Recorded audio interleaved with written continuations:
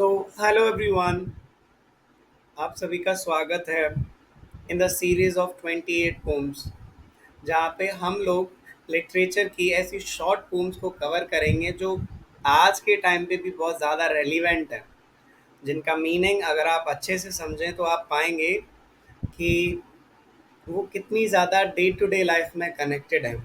So without wasting time everyone, let's start it. We are going to learn a poem written by P.B. Shelley, or we call them Percy Bysshe Shelley.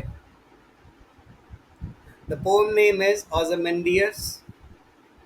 So, if I talk about writer, or if I talk about the poet, so he was born in 4th of August 1792, and death was 8th of July 1822. You see, आप एक छोटे 30 साल का एक period रहा इनका इनका जीवन काल रहा 30 साल का, और इन्होंने अपना इसमें उन्होंने बहुत कुछ लिखा। इनकी wife Mary Shelley, that she is famous for the novel Frankenstein. I hope you have heard about it. Let's, without wasting time, let's learn it. The poem name is Ozymandias. If I talk about theme, the temporary nature of power, the arrogance of rulers, the passage of time, art outliving the subject it portrays. These are the themes. Let's start the poem. I met a traveler from an antique land who said, two vast and trunkless legs of stone stand in the desert, near them on the sand.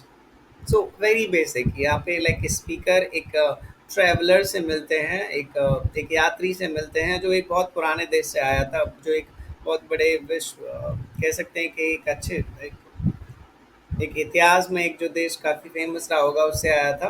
And उसने speaker से कहा कि दो बहुत बड़े पत्थर के जो पैर थे उसने देखे धसे हुए, like they are standing like pillars, but there बस पैर ही हैं, ना वहाँ पे धड़ है ना उनका सिर है, कुछ भी नहीं है। वो उस रेत में खड़े हुए हैं एक खंबे की तरह। Half sunk, a shattered visage lies, whose frown and wrinkled lip and sneer of cold command. Half sunk, a shattered visage lies means कि आधा धसा हुआ एक मूर्ति, आधी धसी हुई मूर्ति है जिसका चेहरा एकदम अस्त व्यस्त हुआ है, लाइक चेहरा प्रॉपर नहीं है, बट हाँ वी कैन सी इट। और उसके चेहरे का जो गुरूर, जो घमंड है वो दिख रहा है, उसके जो जो होठ हैं जिन पे झुर्रियाँ पड़ चुकी हैं, और उसका जो गुरूर है वो ठंडा हो चुका है। Tell that it's a sculptor well those passions read which yet survive stamped on these lifeless things. इस मूर्ति का इस तरह से देखना बताता है, लाइक इसका जो मूर्तिकार रहा होगा वो उसका पैशन दिखाता है कि उसने अच्छे से उस राजा के सारे इमोशंस को पढ़ा होगा, तभी तो उसने इस मूर्ति को बनाया जो अभी तक विजिबल हैं उस मूर्ति के चेहरे पे।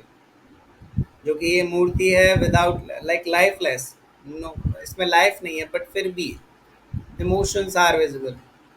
The hand that mock them and the heart that fed. उस मूर्तिकार ने ऐसा करके उस राजा के सारे इमोशंस का उपहास भी किया है, बट या he shows the heart of the king as well. उसने इसके दिल को भी दिखाया कि वो किस प्रकार का व्यक्ति था। And on the pedestal these words appear, my name is Ozymandias king of kings. तो मूर्ति के पास ही एक पत्थर है जिसपे ये कुछ शब्द लिखे हुए हैं कि मेरा नाम ओzymandias है and I am the king of Kings. देखा आपने, यहाँ पे दिख रहा है कि एरोगेंस ऑफ रूलर्स, राजाओं का राजा था, मैं महान शासक हूँ। लुक ऑन माई वर्क्स, ये mighty and despair, nothing beside remains round the decay. तुम मेरे कामों को देखो जो बहुत ज़्यादा शक्तिशाली थे, मेरा राज्य शक्तिशाली था, लेकिन अब क्या, अब कुछ नहीं है, बस निराशा है मेरे पास, कुछ नहीं बाकी बचा, सब कुछ बर्बाद हो चुका है। Of that colossal wreck, boundless and bare, the lone and level sands stretch far away.